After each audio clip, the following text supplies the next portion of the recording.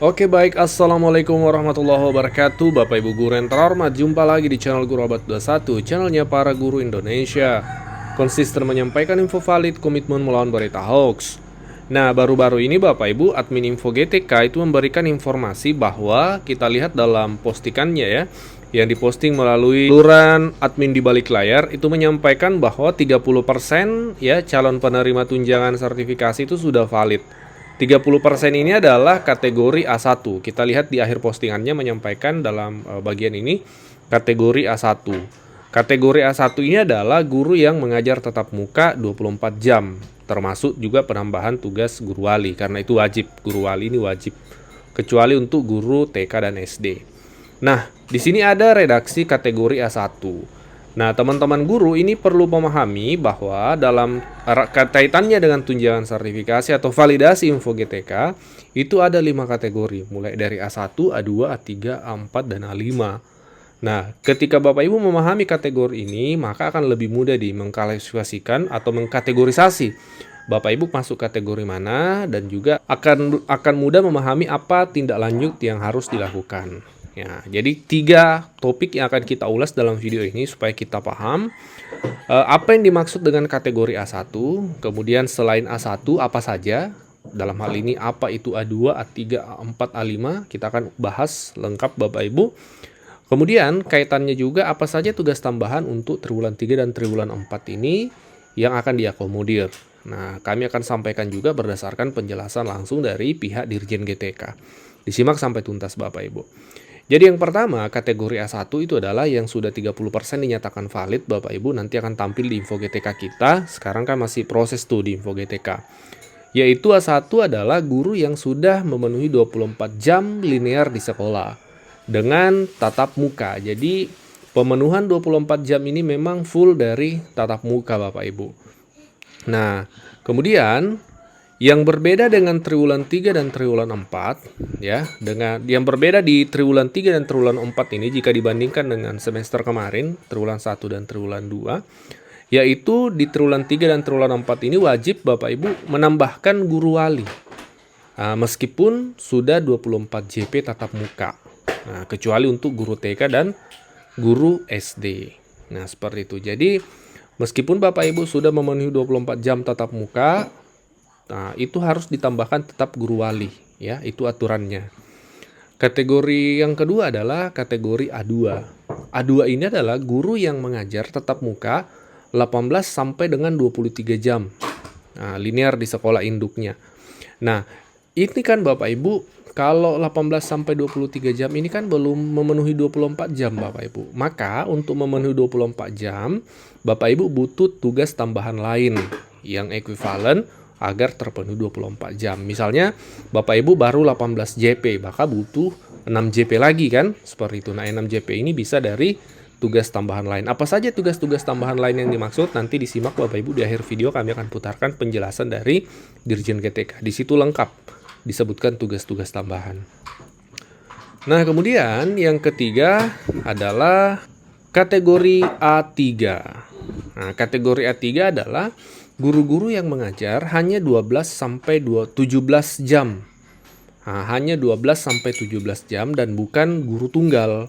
Maka untuk pemenuhan 24-nya, penugasan TTU perlu diberikan. TTU ini adalah tugas tambahan utama. Jadi misalnya Bapak Ibu guru mengajar hanya 12 jam, maka harus menggunakan tugas tambahan utama. Misalnya wakil kepala sekolah, kepala perpus, atau kepala lab. Nah, nanti lebih lengkapnya di akhir video terkait tugas-tugas tambahan ya Bapak Ibu. Kita fokus dulu menyampaikan apa itu A1, A2, A3, A4, A5. Kemudian yang keempat adalah kategori A4. Nah, A4 adalah guru-guru yang hanya mengajar kurang dari 12 jam dan bukan guru tunggal. Nah, ini juga perlu tugas tambahan utama tentunya. Nah, kategori yang kelima adalah A5, yaitu guru tunggal Bapak Ibu. Nah, jadi Bapak Ibu, ini 5 kategori yang perlu kita pahami. Dengan memahami ini, kita bisa mengetahui kita masuk kategori apa dan apa yang perlu dilakukan, seperti itu. Nah, kalau Bapak Ibu kurang dalam pemenuhan 24 jam, maka yang perlu dilakukan adalah menambahkan tugas tambahan. Nah, sesuai dengan yang sudah kita ulas tadi berdasarkan kategori. Apa saja tugas tambahan? Mari kita simak sama-sama penjelasan dari Dirjen GTK. Mungkin sekilas kami sampaikan sekalian sebagai gambaran. Tadi sampaikan wali kelas, ekuivalensinya 2 jam. Nah, jumlah jam waktunya satu guru mengampu satu kelas, paling sedikit dalam 1 tahun ajaran. Pembina OSIS, itu satu guru dalam satuan pendidikan, paling singkat 1 tahun ajaran, itu 2 jam. Pembina sekuler, itu satu guru untuk satu kegiatan ekstrakurikuler tertentu, paling singkat 1 tahun ajaran. Terus yang kedua, eskul. Ekstrakurikuler tertentu dilaksanakan paling sedikit satu kegiatan dalam 1 minggu dengan murid atau jumlah peserta paling sedikit 20 peserta atau 20 murid dalam satu kegiatan ekstrakurikuler diakui 2 jam tatap muka. Koordinator pengembangan kompetensi itu satu guru dalam satu satuan pendidikan paling sedikit 1 tahun untuk dikualifikasikan 2 jam. Pengurus bursa kerja khusus pada jenjang SMK. Pengurus bursa kerja khusus terdiri dari satu ketua, ini kan pengurusan nih, satu ketua. Kalau ketua dapat 2 jam ekuivalensinya. Nah, untuk yang personel informasi pasar kerja, ada yang mungkin juga tambahan bertugas untuk penyuluhan dan pembinaan jabatan, ada yang bertugas sebagai perantaraan kerja yang tertuang dalam SK dan dalam satuan pendidikan paling singkat 1 tahun ajaran itu dapatkan ekuivalensi 1 jam tatap muka. Untuk guru piket, satu guru bertugas paling singkat 1 hari dalam 1 minggu selama 1 tahun ajaran itu mendapatkan 1 jam tatap muka. Untuk pengurus LSP yang pihak pertama ada ketua itu mendapatkan ekuivalensi 2. Untuk kepala bagian sertifikasi, kepala bagian manajemen mutu, kepala bagian administrasi masing-masing 1-1 itu mendapatkan 1 jam ekuivalensinya.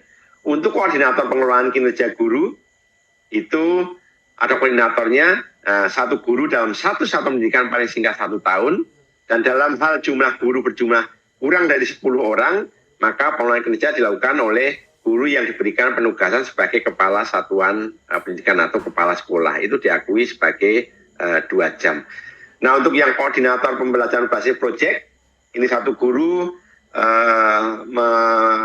menjadi guru wali, menjadi koordinator pembelajaran berbasis proyek 1 sampai dengan 3 rombongan pembelajaran paling singkat 1 tahun diakui 2 jam untuk 1 rombongan pembelajaran yang berbasis proyek. Nah, untuk yang koordinator pembelajaran pendidikan inklusi, ini satu guru dalam satu pendidikan paling singkat 1 tahun ajaran penugasannya telah mengikuti program pelatihan tingkat lanjut itu diakui 2 jam tatap muka.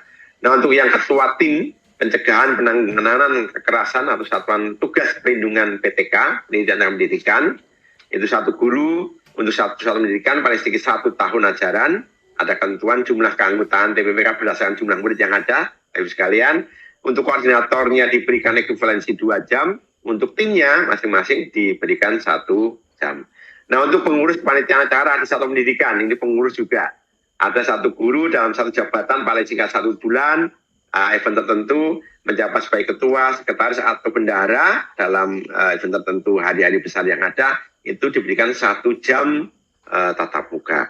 Untuk pengurus organisasi bidang pendidikan, ini ada yang tingkatnya nasional, ada yang tingkatnya provinsi, ada yang tingkatnya kabupaten kota. Nah, diberikan masing-masing kalau untuk tingkat nasional sebagai pengurus itu 3, tingkat provinsinya 2, dan untuk yang tingkat kabupatennya adalah 1. Nah, untuk yang tutor pada pendidikan inklusi itu satu guru sebagai tutor bertugas maksimal 6 jam tatap muka paling sedikit 1 semester. Itu yakni 1 jam tatap muka sebagai tutor selama 1 jam pelaksanaan tugas guru. Jadi ekuivalensinya hampir sama. Instruktur, narasumber, fasilitator pada program pengembangan kompetensi PTK di tingkat nasional di bidang-bidang pendidikan itu satu guru untuk satu program nasional itu diakui juga sebagai narasumber, sebagai fasilitator instruktur 1 jam tatap muka. Untuk pesertanya juga diakui sebagai 1 jam tatap muka dalam hal pengembangan kompetensi yang terstruktur tentunya Bapak sekalian. Koordinator kelompok kerja musyawarah, ada yang tingkat provinsi, tingkat kabupaten kota masing-masing itu diakui juga 1 jam tatap muka. Pengurus organisasi masyarakat yang non politik itu diakui juga 1 jam tatap muka. Nah, untuk pengurus lembaga organisasi pemerintah yang non struktural itu juga diakui 1 jam tatap muka.